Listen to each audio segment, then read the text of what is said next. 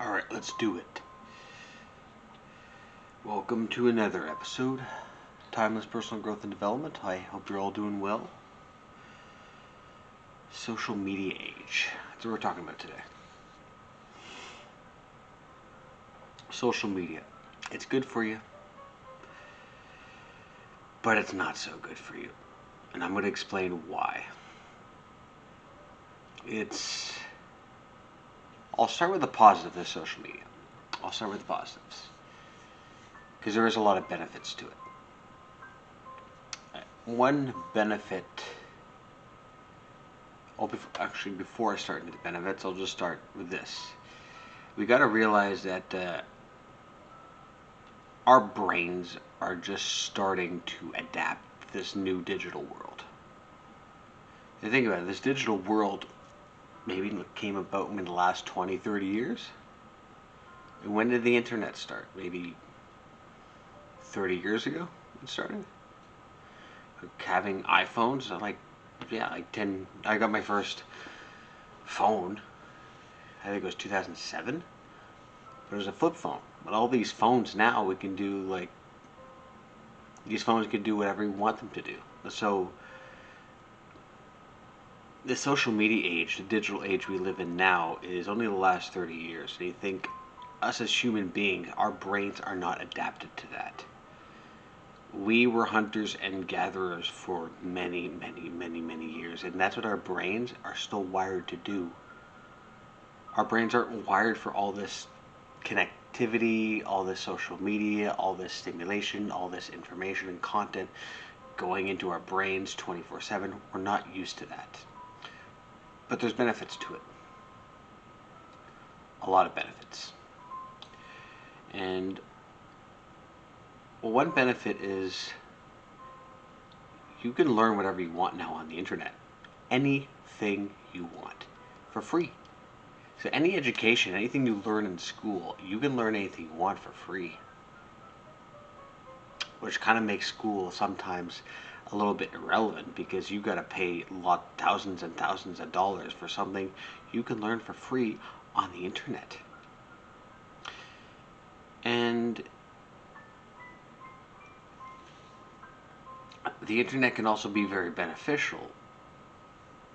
Like with COVID. COVID's a good example. COVID was a great example. Everybody worked from home. Everyone worked on Zoom, on Teams.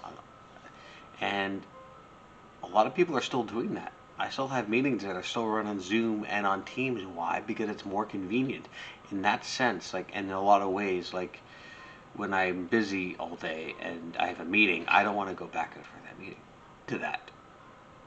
After I've already worked, I'll have another meeting. Great. I can stay home for that meeting. Great. And just do it on Zoom. It's awesome. And that great way is very beneficial in that sense. Being able to connect with people that you haven't seen for a long time through Facebook, Instagram, stuff like that. Being able to connect with people all over the world. That's great and fantastic, but there's also there's a lot of downsides to it. And people complain now all the time about how horrible social media is and all this. We wonder, oh, what's going to be the future? As we know now, AI is going to be the future. And that's already starting. So we're just going to have to see in the next few decades what that's going to turn into. But in terms of social media, yeah, benefits to it, connecting with people, finding information, learning anything you want to know. There's a lot of good things to it. A lot of downside to it, though. There's a lot. And it can be very, very, very, very harmful. A lot of our education, good education, and very negative education comes from social media. A big one is all this gender ideology nonsense you see all over the internet. Kids, especially teenagers, are being sucked into this trend, and it's not because people are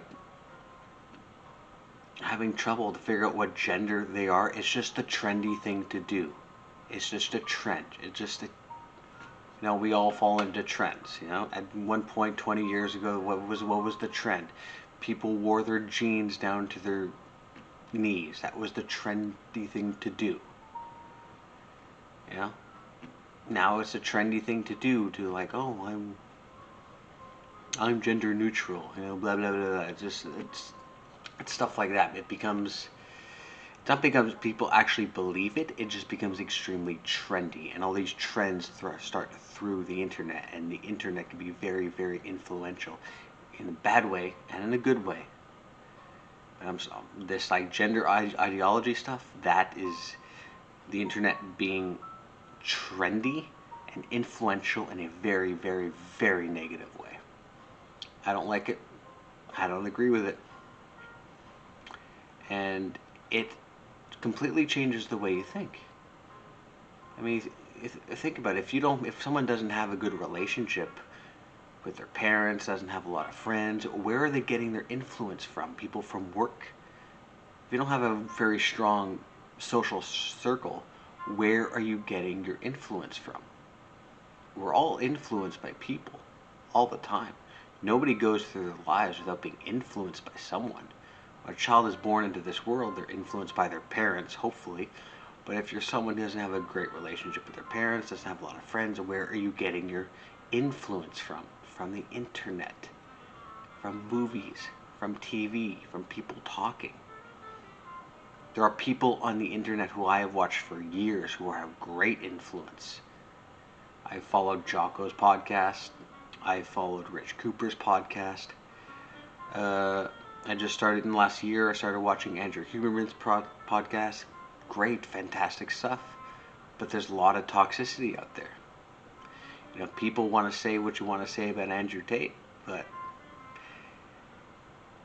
I believe his message, a lot of it is positive, but depending on who's interpreting his information and his content, it can be interpreted and perceived in a very negative way.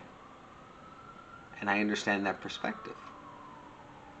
So whoever you're watching on the internet, whatever information you're getting from the internet, just be careful. Just don't take it as a grain of salt. Don't take it too seriously. It's the internet. It's made to influence you. And it's going to change your way of thinking. It has for me in a lot of ways. So if you're watching this video right now, just be aware of the fact that, and if you're really engaged to what I'm saying right now, I am influencing you. I am changing the way you are thinking about things. Just be aware of that. You know, and a lot of the time, the people you follow, the people you watch on the internet, people you watch on YouTube, on Instagram, the podcasts you listen to, you will be more engaged with those people talking to you than you will sometimes with the people in your life, with your friends and your family. Because you're making a voluntary effort to turn on the YouTube video, turn on the podcast, and listen to this person. There's no back and forth talking like you're talking to someone in real life, in person. You are making a effort to turn on this YouTube channel and listen to me talk for 10 to 15 minutes. And you'll do that with everybody. You're listening to this person, you're following this person, you subscribe to this person's channel. Why? Because something they're saying you get value out of. And they are going to influence your way of thinking. And it could be a negative and positive depending on who you're listening to. So if you're lacking something in your life and this person's message, whoever's sending you the message, is giving you something that you feel internally that you need, that you're gaining from them, they are going to influence your way of thinking. And that could be either a negative or it could be a positive. And your influence of the way of thinking is going to change your behavior too. So people on the internet have so much influence on people's lives. So much. And that could be great in a lot of ways. It could be very detrimental, it could be very bad. And I think this gender ideology crap is a perfect example of very, very toxic social media influence. Extremely toxic, and you see it everywhere. It becomes a trend. You know, Andrew Tate has become a trend as well. And based on who you're talking to, he can be great. And he also can be very toxic, depending on who you're talking to, depending on how you interpret his information. I'd take someone like Jocko Willink. I don't know how you would take his information in a negative way, in a toxic way.